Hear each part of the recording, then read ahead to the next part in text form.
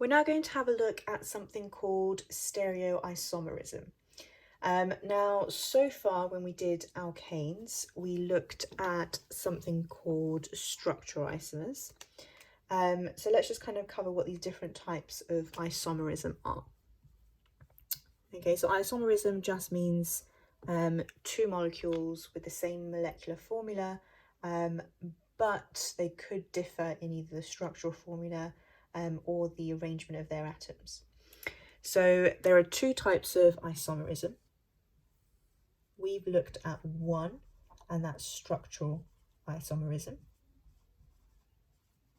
So structural isomers are isomers with the same molecular formula but different structural formula. Okay, today we're going to look at something called stereoisomerism.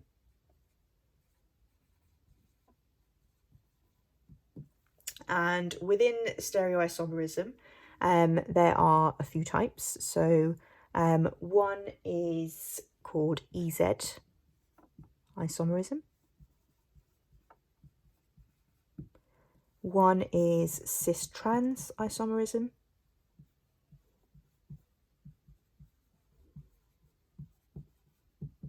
And the other one is optical isomerism.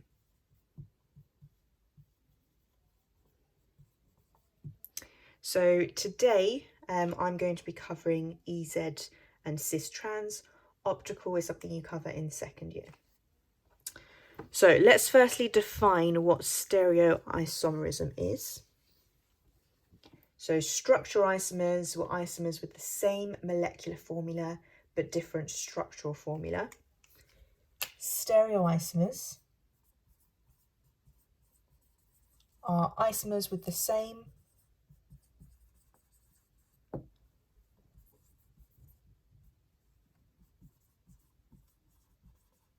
structural formula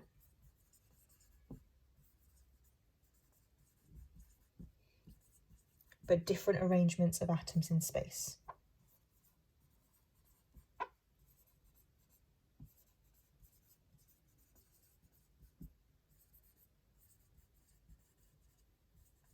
So again, it's a definition that you need to know. They can ask you this in an exam, usually 2 marks. So isomers with the same structural formula but different arrangement of atoms in space. So 1 mark for same structural formula, 1 mark for saying different arrangement of atoms in space. And the two types we're looking at today are EZ and cis-trans. They both apply to something with a double bond. Okay, so they usually apply to stuff with a double bond, and that's why we're doing in the alkenes topic.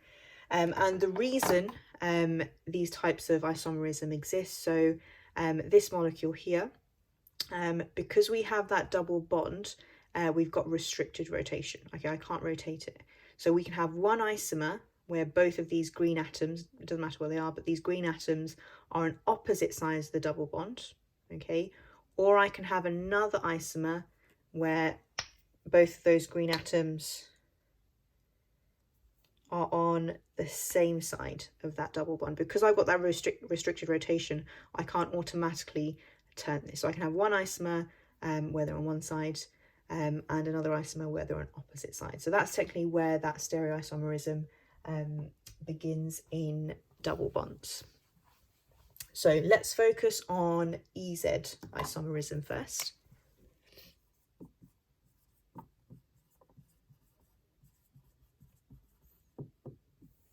Okay, now the first thing to note is that not all alkenes will exhibit stereoisomerism. They won't all show EZ, they won't all show cis-trans. So the first thing you need to know is what are the criteria for an alkene to show EZ isomerism. Okay, and then in an exam question, if you're asked, why does this molecule show stereoisomerism, you need to refer to these criteria. Okay, so the first criteria is that it must have a double bond. So the molecule must have a double bond. Okay, so it must have a carbon-carbon double bond. So that's the first criteria, which obviously all alkenes are going to have. The second criteria is the one that's kind of a bit more difficult to find.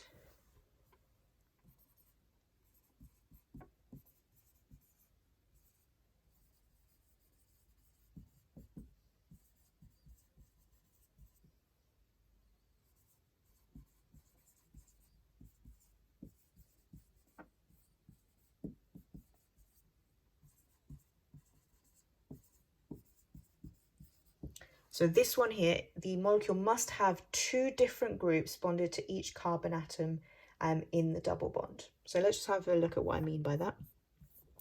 So we've got a double bond, we've got carbon atoms in them. So each carbon atom must be bonded to 2 different groups or atoms. Okay, it doesn't matter what they are as long as they are different. Okay, if it's bonded to the same thing, so for example, this carbon in the double bond is bonded to 2 of the same groups, this molecule will not show EZ isomerism. Okay, so they must be different on both the carbons in the double bond. So for example, if I had something like that. Okay, so this carbon is bonded to 2 different groups. This carbon is bonded to 2 different groups. It doesn't matter if they're both bonded to exactly the same group. So for example, if it was this carbon is bonded to 2 different groups.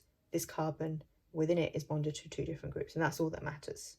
Okay, so these 2 criteria we must have in order for our molecule to show EZ isomerism. Okay, so let's have a look at that in terms of butene. So remember, there are 2 butenes. There's one called butanene,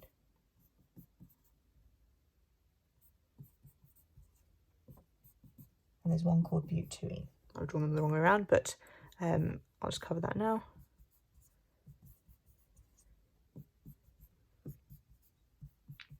So this one here, we've got 4 carbons in a chain, and the double bond falls between carbon 1, 2, so between 2 and 3. So this one here is but2ene. This one here is 1, 2, 3, 4. This one here is but1ene. Okay, so we're going to look at these and we're going to decide whether they show EZ isomerism or not by following those 2 criteria. So the first criteria, they both clearly have a double bond in them, so they both fit the first criteria. Okay, the second criteria is that each carbon in the double bond must be bonded to 2 different groups. So if we look over here in this double bond, this carbon is bonded to a hydrogen and a methyl group, so that fits the bill. This one here is bonded to a hydrogen and a methyl. They're different. So this molecule here will show EZ isomerism. Okay, if we go to this one, again, it's got a double bond, so that's fine. If we look at this carbon, it's bonded to a hydrogen and it's bonded to, so this is an ethyl group. They're different, so it does fit the bill. This one here is bonded to 2 hydrogens, so they are exactly the same. And therefore, but1ene will not show EZ isomerism. Okay. Right, in terms of naming, so we know this one's going to show EZ isomerism, so let's now decide which isomer we have. So the way to name these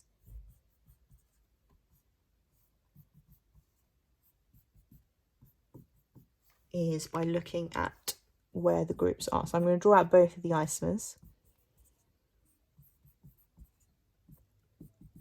So if you remember, because of that restricted rotation around the double bond, 2 groups can be on the same side or they can be on opposite sides. So over here, in this one, I've drawn the methyl groups on opposite sides. On this one here, I've drawn the methyl groups on the same side. These are both but2ene. Okay, so in terms of their names, these are both called but2ene. So I'm going to write them down. We've now just got to decide which isomer we have. So one isomer is going to be called the E isomer, one isomer is going to be called the Z isomer. The Z isomer, okay, is the one where both the methyl groups are on the same side. Okay, so in this one, both the methyl groups are on the same side of the double bond. So imagine the double bond is kind of like a wall. Okay, both the methyls are on the same side of that wall. So this molecule here is called the Z isomer. This is called Z-but2ene. When those methyl groups are on opposite sides of that wall, like we've got over here, this is called the E isomer. So this is called, the full name for this is E-but2ene. Okay, so these are stereoisomers to each other. One is the E isomer, one is the Z isomer. They both have the same structural formula, but different arrangement of atoms in space.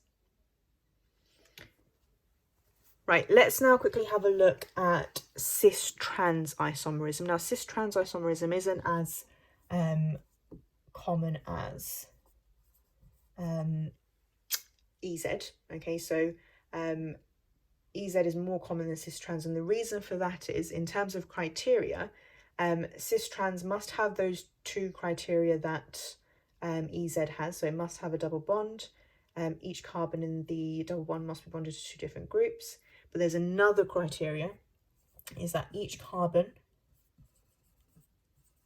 in the double bond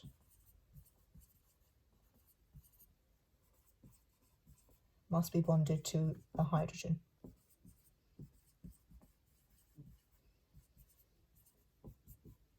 Okay, so when it comes to our butene, each carbon is bonded to a hydrogen. So therefore butene will show cis-trans as well as EZ. So let's just have a look at that.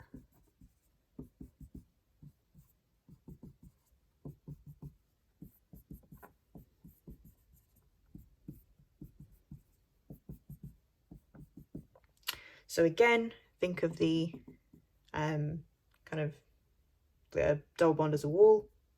Okay, in this one, the hydrogens are on the same side of the wall. Okay, something's on the same side. It is called the cis isomer. So this is called cis-butene. And this one over here, because the hydrogens are on opposite sides of that wall, this is called the trans isomer. So this is called trans-butene. Okay, so if you were to relate this to EZ, the cis isomer is the same as the Z isomer, and the trans isomer is the same as the E isomer. Okay, but as I said, cis-trans is less common because you must have another hydrogen group. Sorry, each carbon must be bonded to a hydrogen, which isn't the case in a lot of alkenes. Okay, so I've used pretty kind of easy examples so far. Let's now have a look at a more difficult example and what kind of rules we use to name what isomer we have. Okay, so this molecule here, don't worry about naming it, we're just going to identify what isomer we have. So there's a chlorine atom attached here, a methyl here, a bromine atom here, and we're going to have an OH here. Okay, I'm just going to draw out that whole OH and draw out all of this CH3 as well. Okay, so as you can see over here, this molecule does show EZ isomerism because it has a double bond, and each carbon atom in the double bond is bonded to two different groups. Okay, so this is going to show EZ isomerism. This will not show cis-trans because the carbons in the double bond are not directly bonded to a hydrogen. So this will only show EZ. This sort of molecule, we need to identify what the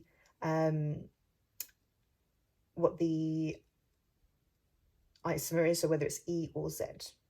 Okay, so in order to do this, we use something called the Cahn-Ingold. So I'm going to write this at the top. It's Cahn-Ingold Prelog rules. Okay, or shortened down to CIP rules. And the Cahn-Ingold Prelog rules basically tell us how to assign which isomer this is. And the way that we do that is we assign something called priority. Okay, so the priority is what we assign to each of these groups coming off. According to the CIP rules, if we have two groups that have the highest priority, so for example, again, drawing a wall across here, if two groups with the highest priority are on the same side of that, of the double bond, that is then called the Z isomer. If we have the two high priorities on opposite sides, so at diagonals to each other, we call that the E isomer. Okay, so let's now have a look at how we assign priority. So priority is assigned by looking at the atom directly bonded to the carbon in the double bond. Okay, so I'm just going to rub this out in the middle.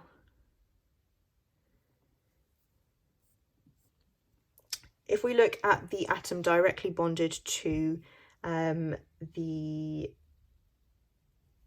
carbon atom over here. This one here is chlorine. Okay, so chlorine, what we do is we look for the proton number in the periodic table.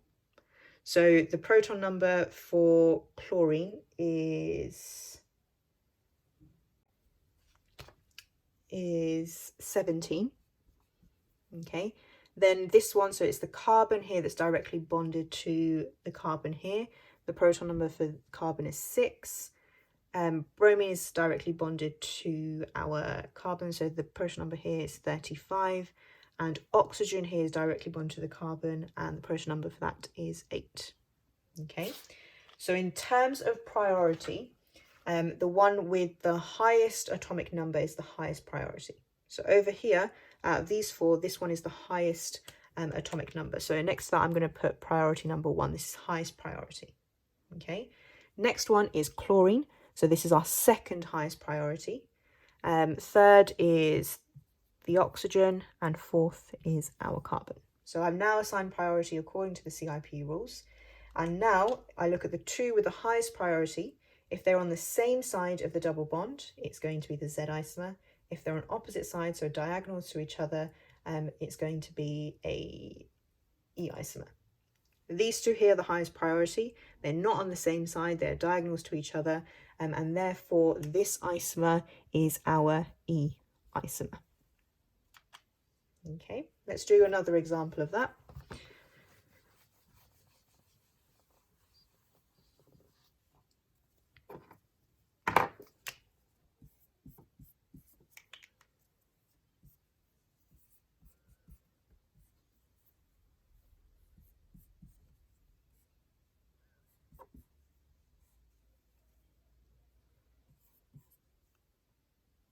Okay, so let's have a look at this one. Again, we're going to assign priority. The one with the highest atomic number is iodine, which is 53. So this is the highest atomic number. Then it's chlorine with 17. So that's 2. This one over here is 3. So that's the next one. And the lowest priority is our hydrogen. So that's 4. Again, we look at the 2 highest priority, 1 and 2. They're on opposite sides of the double bond. So again, this one happens to be our E isomer. Okay. Right, let's look at a slightly more difficult one like that.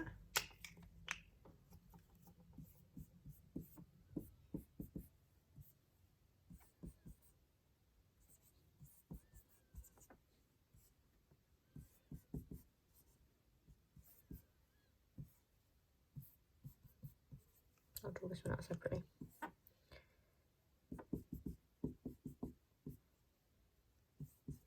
And this one as well, just so you can see the bonds in this.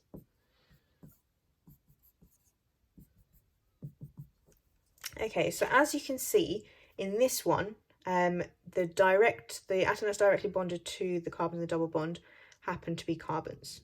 Okay, so we now need to decide how to assign priority based on that. Okay. So if we look at this carbon, the one that's directly bonded to those are both carbons. If we can't assign priority that way because they're both the same, we then go to the next atom on there. Okay, this one is only bonded to 3 hydrogens. Hydrogens have, the lowest proton number, so that's quite low. This carbon over here is directly bonded to a chlorine atom, which we know has a high priority. Okay, so out of all of these, so out of these 3, the next atom for this one is chlorine, so this is the highest priority. Okay, so if you can't assign priority based on the atom directly bonded to the carbon in the double bond, you then go to the next atom. So this one is the highest priority. Out of these 2, this carbon here is bonded to another carbon, whereas this carbon here isn't, it's only bonded to hydrogens. So this takes second priority, then it's this one, and last but not least is this one. Okay. The 2 with the highest priority are on opposite sides. So again, this one here is the E isomer.